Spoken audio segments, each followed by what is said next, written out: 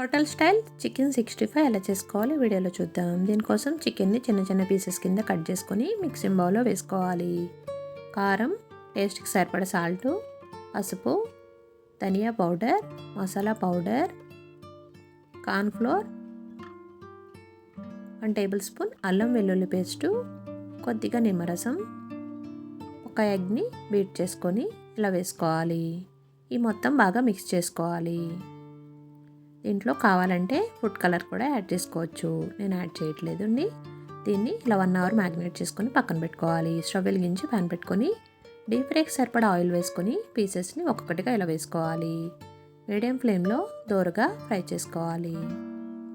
ఈ విధంగా ఫ్రై చేసుకొని సర్వింగ్ బౌల్లో సర్వ్ చేసుకోవడమే. ఎంతో టేస్టీగా ఉండే చికెన్ 65 రెడీ అయిపోయినట్లే. ఈ వీడియో నచ్చితే ఒక లైక్ చేయండి. Please subscribe to my channel. Thanks for watching.